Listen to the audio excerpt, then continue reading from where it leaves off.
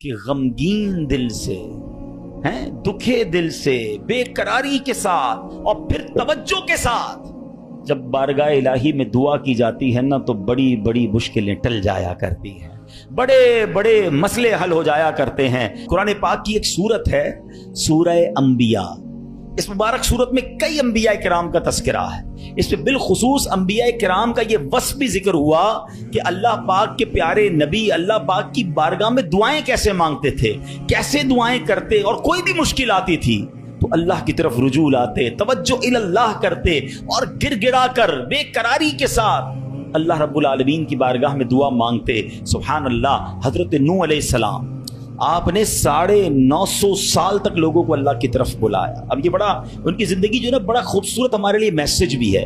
950 سال میں آپ کو پتہ کتنے لوگ ایمان لائے؟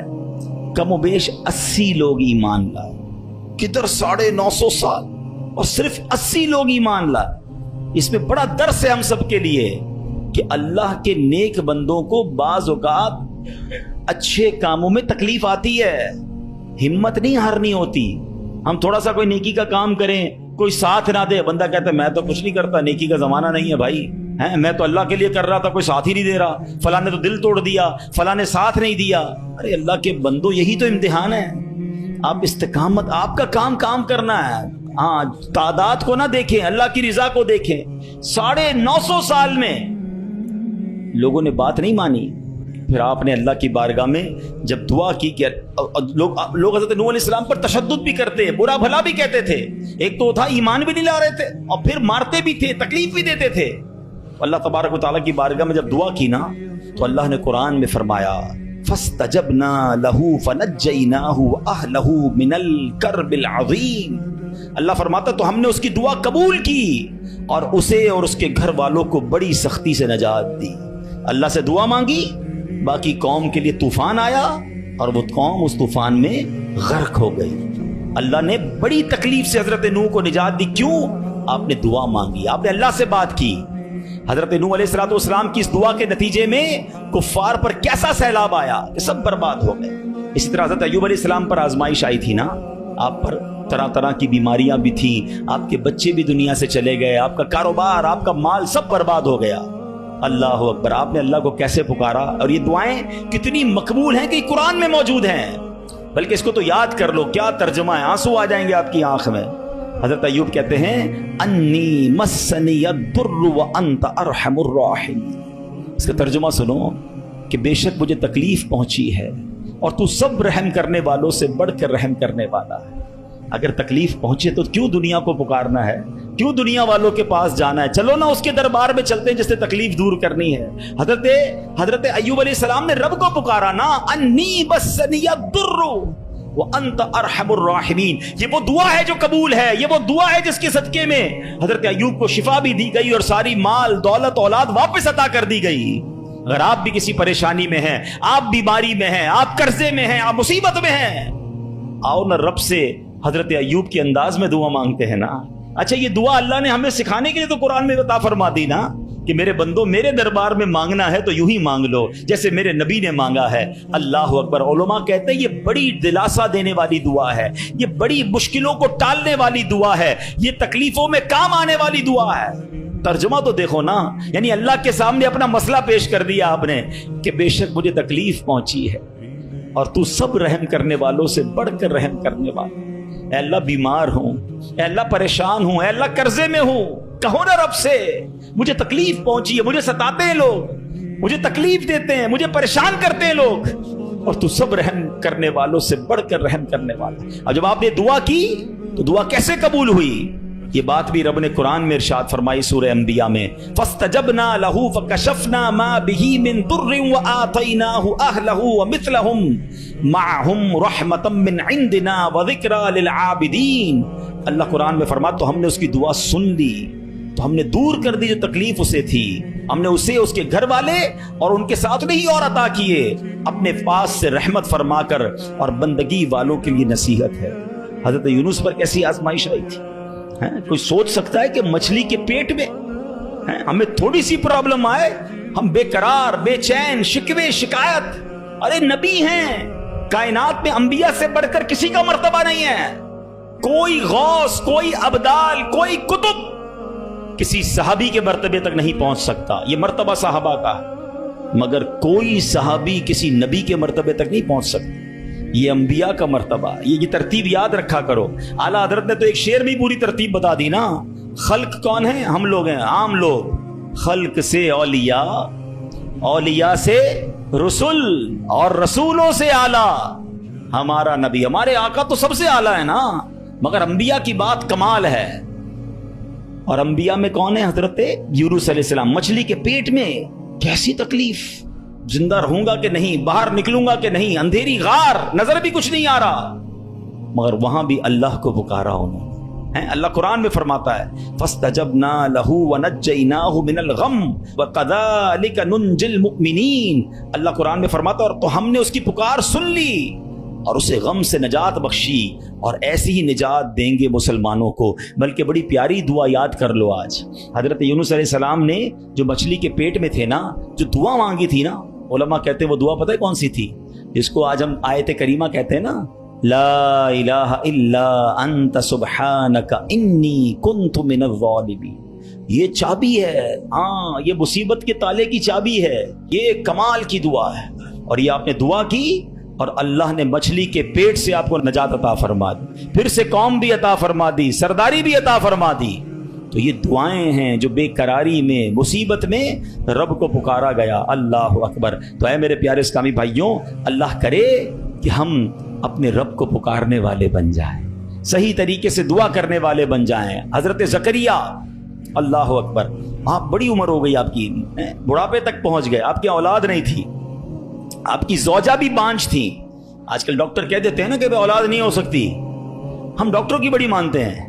अरे डॉक्टर कुछ भी कह दे, इन्नल्लाह अला कुल्ली शैइन कदीर।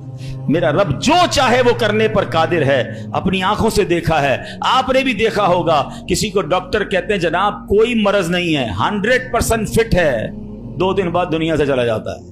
कैसे मरा डॉक्टर को भी पता नहीं, मौत आ गई ना। और कभी डॉक्टर कहते हैं 3 दिन का मेहमान है, शायद उस डॉक्टर का इंतकाल हो जाता है, वो बंदा फिर भी जिंदा घूम रहा होता है। अल्लाह की शान है। डॉक्टर डॉक्टर है, वो अपनी अपनी साइंस चलाएं, मगर ये ना समझो कि जो इसने कह दिया ये आखिरी है। कुदरत मेरे रब की है, शान मेरे रब की है, वो हर चाहे पर कादिर है, उस पर भरोसा तो रखो ना। हजरत ज़करिया उम्र भी ज्यादा हो गई, औरत भी बांझ है, मगर अल्लाह से क्या दुआ कर रहे हैं? ये भी उलमा फरमाते जो बे औलाद हैं उनके लिए मुजर्रब दुआ है, कुरानी दुआ है। याद तो करो ना कुरान की दुआएं, क्या दुआ की थी आपने, और माना तो देखो उसका। हाय हाय, कनेक्टिविटी तो देखो ना। माना क्या इसका?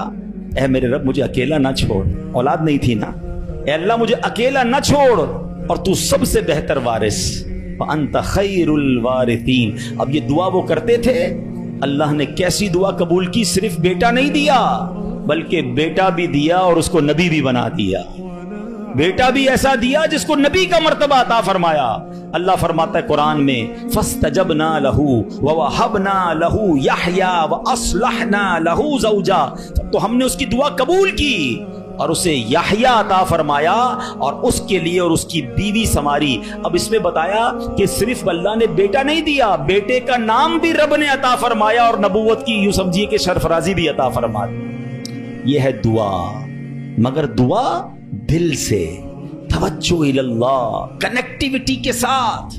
फिर देखो कैसे काम बनते हैं, फिर देखो कैसे मुसीबत टलती हैं। अल्लाह पाक खुद फरमाता है वयदऊनना रगबन व रहबा व कानू लना खाशिईन। और हमें पुकारते थे उम्मीद और खौफ से, और हमारे हुजूर गिड़गिड़ाते हैं। पता चला कि गिड़गिड़ाना, तवज्जो के साथ, खौफ भी हो, उम्मीद भी हो, फिर ये काम बन जाते हैं। जरा देखो ना मेरे प्यारे इस्लामी भाइयों, हमारी जिंदगी में कितने मसाइल हैं। कभी कभी हमारे मामलात बड़े अटक जाते हैं। अब किसी को पैसों की जरूरत है, कर्जे की जरूरत है, अब जनाब सारे दरवाजे बंद हो जाते हैं। और किसी भाई से उम्मीद बंदा लगाता है, आखिरी वक्त में वो भी मना कर देता है। सेठ साहब पर नजर पड़ती है, वो भी माजरत कर लेते हैं। दोस्त अहबाब से पूछते हैं, वो भी जवाब नहीं देते हैं। सब दरवाजे बंद हैं, कोई उम्मीद बाकी नहीं बचती। बंदा मायूसी की طرف جانے لگتا ہے، مگر جب سب دروازے بند ہو جائیں تو ایک امید باقی رہتی ہے، ایک دروازہ اس وقت بھی باقی رہتا ہے۔